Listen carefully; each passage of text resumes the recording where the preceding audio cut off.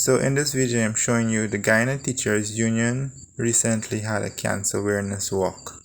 It was held from Greenwich Park Village to Bushy Park Village. Okay, here is the video. Enjoy.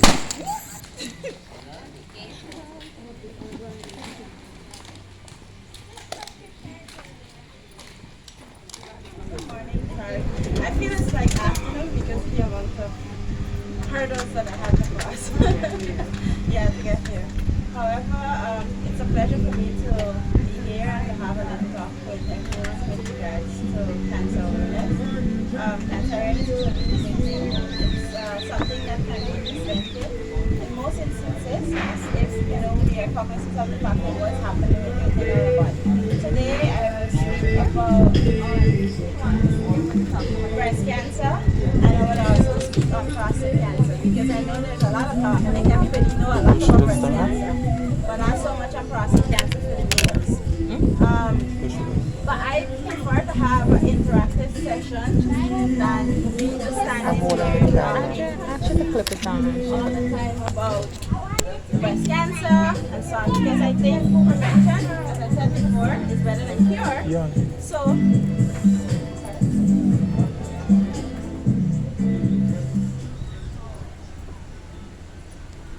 yeah.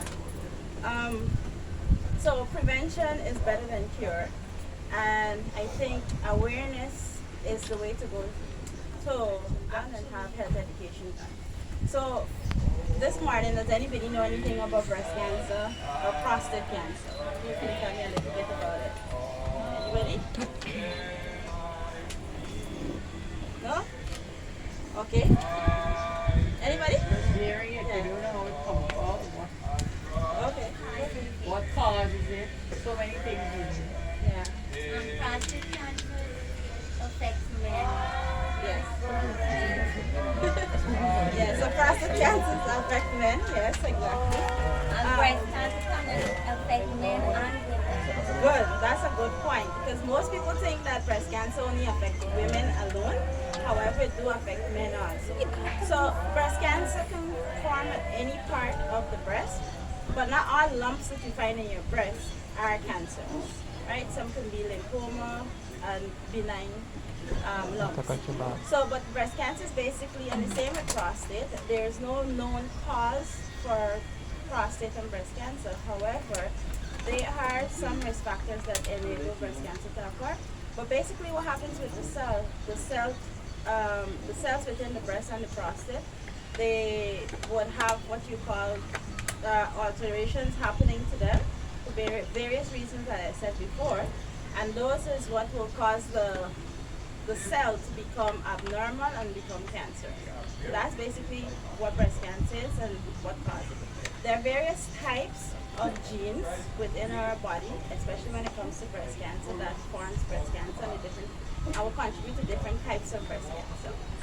So for today, basically what I will be focusing on is like some of the risk factors, some of the symptoms that you would experience with both breast cancer and prostate cancer, and then how we can prevent it.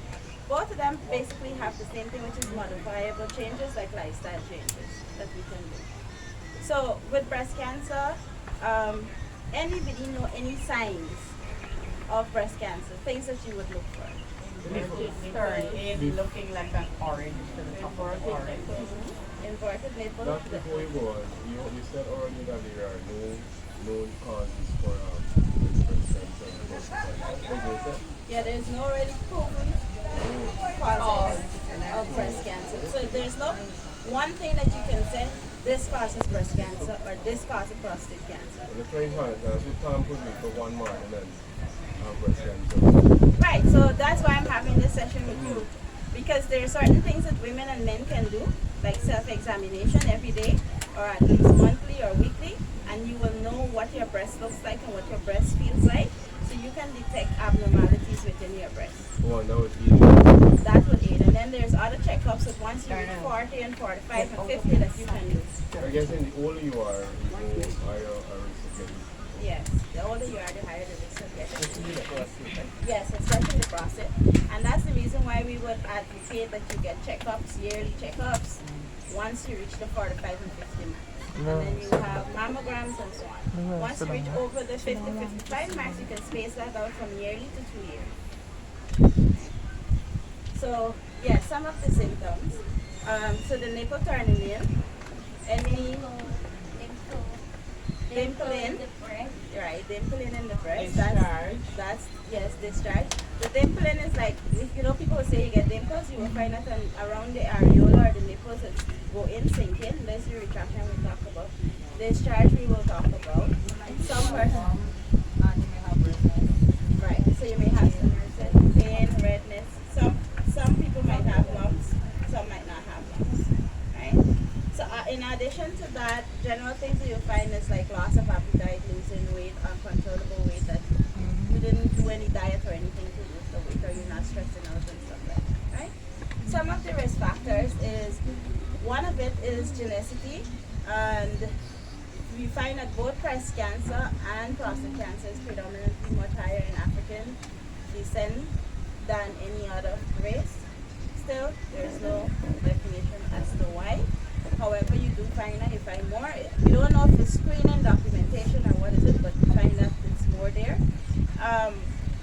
When it has to do with your diet, some persons been like, for example, myself, I'm obese, but obesity leads to breast cancer in some cases, not having a healthy diet to help your immunity fight off certain things. Age, not having breast cancer, it would, for the women who would be not having a child or not lactating. The persons who don't have children or didn't lactate or breastfeed, they're more prone to have breast cancer. For prostate cancer, you will find some pains in the bone. You will find urinary incontinence, which it means that the person will be able to urinate properly like before. You might find a blockage, you might find some people blockage, pain, some people might get swelling within the prostate. So, and the risk factors is about the same. However, I remember when I was studying, and I would study fever, one of the things that we would have learned is that some men, that they would have seen persons who developed prostate cancer would have been persons that used to ride a lot of horses. Because in Cuba, you know, you use a lot of horseback riding. Motorcycles, drivers, like who sit on the bus that has the engine under it, like those, they would say those persons are more prone based on their evidence that they would have did when they did their research. So those are basically it. Now when it comes to prevention, which I think I would really want everybody, except for the symptoms that most people know, well, I would really want everybody to focus on and to know about this prevention. So with breast cancer, you can do monthly, weekly, or everyday checkup, which is basically after you take your shower in the morning, you can stand in front of a mirror or lie on your bed and do the self-examination. Does anybody know what the self-examination entails, or does it and is willing to share? Anybody?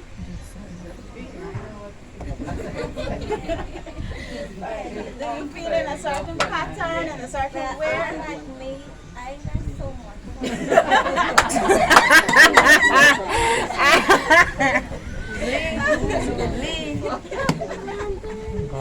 Okay, so self-examination, you can either put your hands here or you can put it behind your chest, like a rope, can look behind your neck.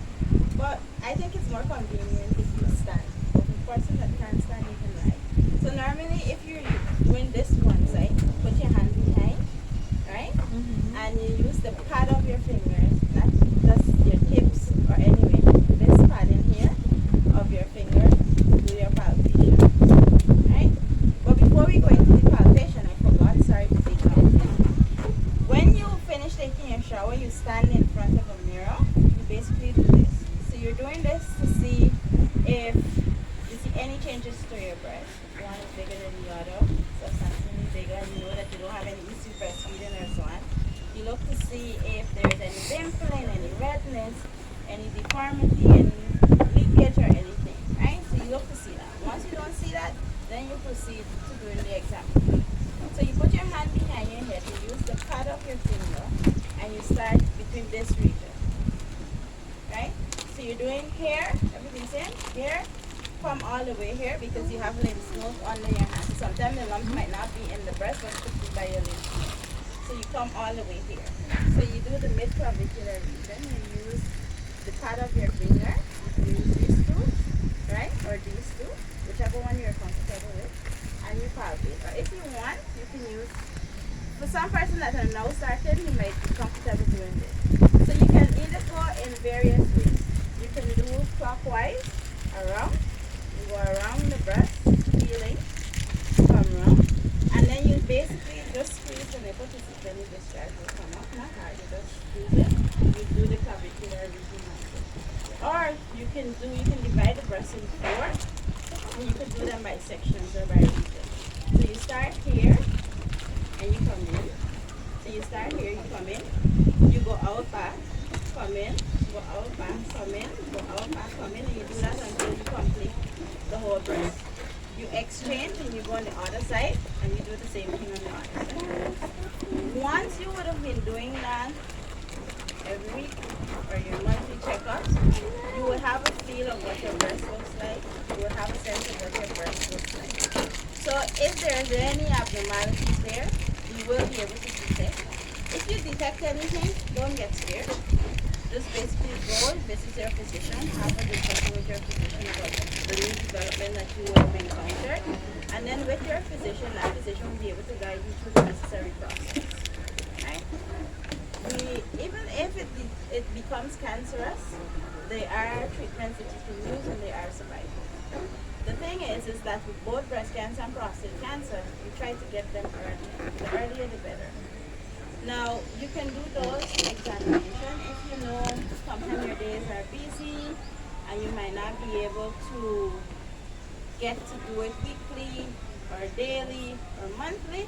You can have a checkup, an annual checkup.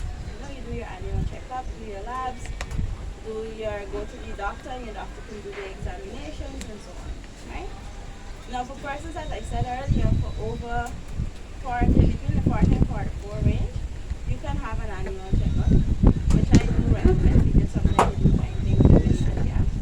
But then for 45 and over, we would say do a yearly checkup. 50, 55 and so on, you can push it to 2 years to do your checkup. With prostate, if you find that you're having, for the men, if you find that you're having difficulty urinating, you want to go but you can't go, or if you go, your stream is not that pitch, you don't have that pitch that far, it's very low, the force in which you would go and urinate is not there. Those are signs that maybe that is happening, maybe it's not. Maybe it could be something benign, maybe it could be a kidney stone or something else. Do your checkup. Now for the men, I know one of the checkups is a little bit invasive and I know that most men do not like to go to the doctor to have a checkup on their prostate because one of the prostates is a little bit invasive, which is the DRE. So we would normally use, of course not with the nail, but I'm not working right now, so I have a nail. However, you do the normal DRE, which we normally use the pinky finger to do the DRE. The reason why we do the DRE is because we can have access to the prostate gland to see if it's hard, if it's soft, the texture of it, if it's painful, so we can know what's going on there. Yeah, what? Digital rectal examination. Digital rectal examination. So that's what it is. But I know most men tend to not want to go for it because getting sick yeah, Many people won't go to the doctor. yeah, I know because of it, in conversation you would find most men would say if they're going they don't want that to happen. Any other test you can do it, but don't do that part. It's a very controversial.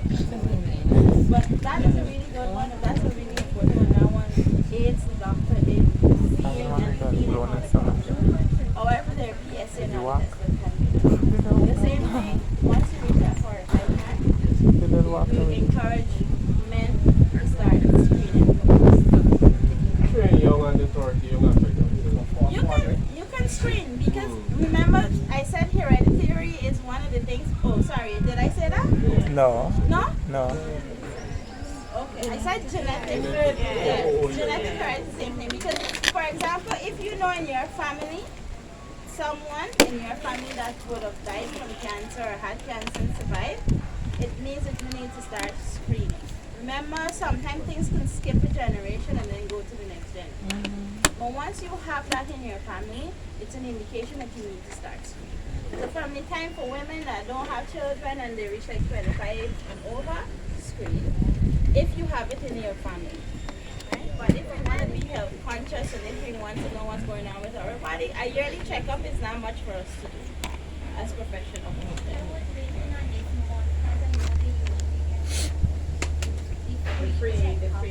Yeah, the free checkup. So I was trying to organize some stuff, but I only came in the country the other day. So I didn't get time to organize anything within ministry or privately.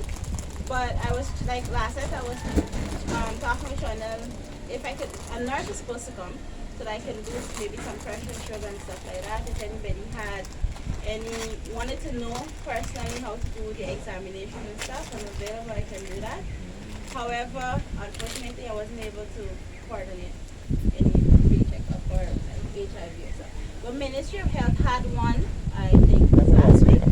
No, Thursday. They had one Thursday in Georgetown. You guys made it offer a lot of free screening and stuff.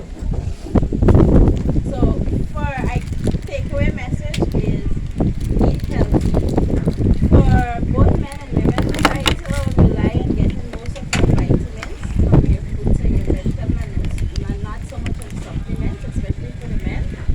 You know, I know Ben likes to use supplements. Everything is supplemented and using this builder and that builder and stuff. But the same thing that are there, you can find in fruits. Make your smoothies, eat healthy, your vegetables and so on. And do some form of exercise. You can do some form of exercise. If in the morning we wake up and we do some exercise, walking around the area where we live, going up the steps for 30 minutes, up and down the steps, some form of exercise to keep our body healthy. And of course, have annual for women, try to have monthly, if not weekly, if not every day, try to have monthly checkups, self-examination, have your annual checkups, and see what it is, and have discussion with your doctor. Because the key is detecting it early. Once you detect it early, your chances of survival increase greatly. That's it. The rate is 23.6 of our population has been detected. Guyana. I'm giving you something for Guyana. 23.6% of males were detected with prostate cancer as of 2020, and this is by Global Span and WHO. And for the women, it's 18.6 of breast cancer. 18.6, right? So, right, and that's basically women. So we know breast cancer affects both male and female, but what was documented was all females, right? It was like 210 patients that was observed in Guyana with breast cancer for women, and for men it's 271. Right? And that was up to 2020. So currently I know we have this bump when it comes to educating persons on cancer awareness. I was trying to get some research done on what the figure is like for 2022 or even 2021. I did not find that. But I have up to 2020. So presently I don't know if we have dropped or if we have increased. Because you know with COVID and stuff, a lot of persons tend to stay in and stuff like that. So, and relax as you said, right? A lot of persons, their diet was not up to what they would have done. Walking and exercise wasn't something that they were doing and so on. So I'm not sure what the figure is currently. The thing there. So the information there is who would have who we detected with this. Yeah. And are they living with that? You didn't go follow up, you guys didn't go follow up. I was getting mortality, but the source wasn't credible. So one of the sources, when I did some research, it showed that the figures were a lot lesser than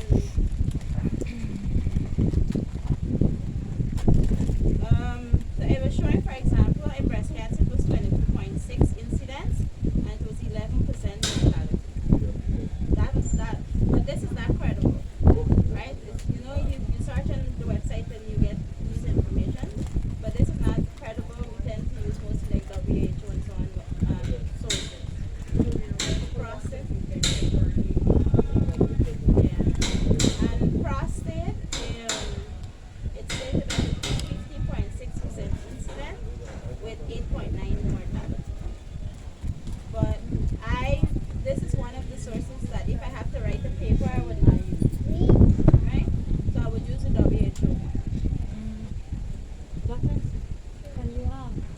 say what age when it was most dominant? No, they didn't have a breakdown, sorry. And I wasn't here for the last year.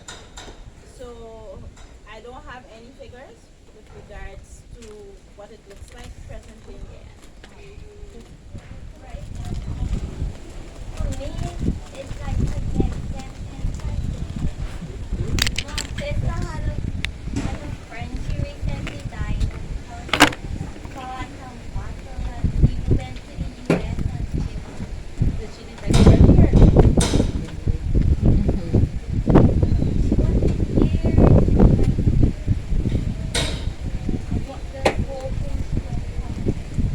Yeah, I know it's hard, but there are certain breast cancer that are more aggressive than others, and that's why we stress them early.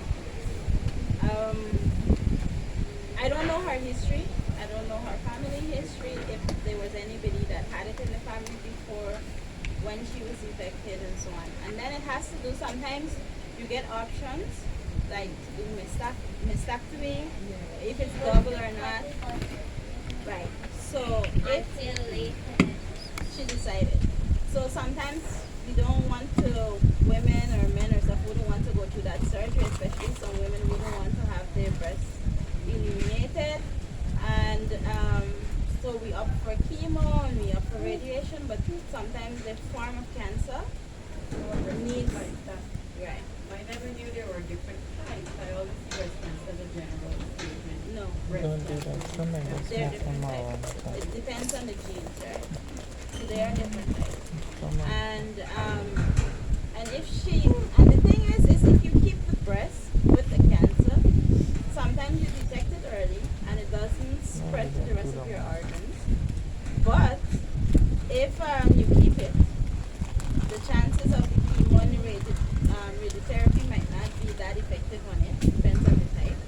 And then by time, probably in her case, it's too late to do anything. So by the time she decides to have the mastectomy done, it's already spread to some other parts, maybe lungs, heart, intestine, and that sometimes happens. So sometimes it has to do with our knowledge and our acceptance, because acceptance is a big thing.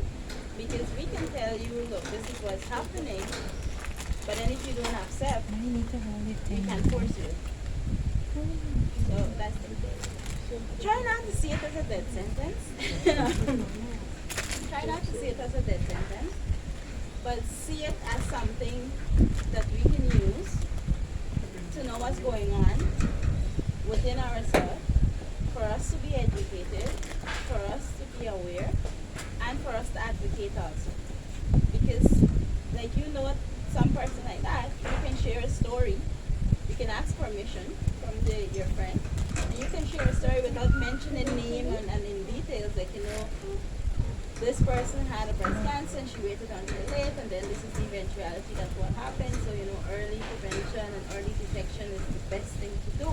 So you can use it, and that's how we build advocacy and how we build awareness.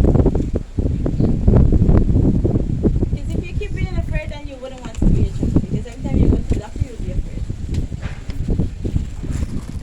No. Cancer. It starts with the cancer cell, or it starts with a normal cell. A normal cell. Just decide well. Gonna be a boy. There's different factors that influence it, but like I said before, we can't say Exactly. this causes it. We know stuff like not having a good diet, some maybe trauma, you would say alcohol consumption, Too much sugar.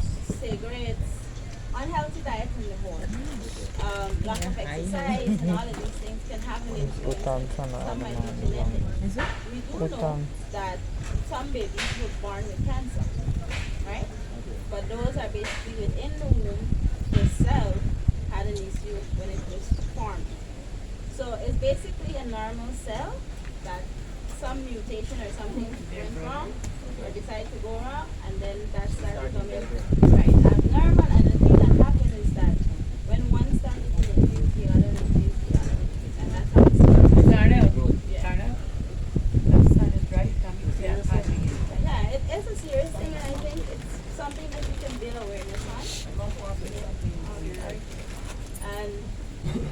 we can build awareness, and then from that awareness, we ourselves, okay, making you guys aware. I'm educating everyone here, and I expect that you would educate somebody else on breast cancer. And I choose those two. They're still colon cancer and all of these different things. We would shed some light on the cervical cancer, the HPV vaccine, the nurses, they're planning to come into the school, and we try to persuade parents to let the 9-year-old boy that they're not vaccinated. Some parents don't want to. How could we tell them? So, Make them aware. but the thing that when I was at tuition, Light. and we used to like the parents the teachers would invite the parents in school, and they will come in and we will have a discussion. We would answer their questions. So maybe we can have that same approach. Maybe you can ask the head nurse, or if you have a doctor at the health center close to your school, to come in at the PTA meeting and have that discussion with some of the parents and answer some of the questions that they will have. But HPV, we know it's the human papillomavirus that basically women don't get it just like that. Men give women. Sorry, men. But it's the gene that causes the cervical cancer to men will translate give to the women when they have, you know what, because their children are. And so that's why So that is why they they get it before they become sexually active. It must be administered. yes. before. So that's why they target school age children before they become sexually active. 4 to 5 years. 4 to 5 years. Women that 5-year-old and younger now. They have a plan. Yes. Yes, there is a HPV that they start giving adults because before they weren't giving to adults. But there's a basic reason why schoolgirls are being encouraged to take the vaccine, because once they become sexually active, and if say a young man would have had that gene, he can give it to her, and Women are more susceptible to that. so that's basically why they target, and I think most parents need to be aware. However, some parents do have concern based on Dr. Google. We say Dr. Google because everybody goes to Google for information these days. So some parents go to Dr. Google and they see what would have transpired in different areas and stuff like that. That's easy.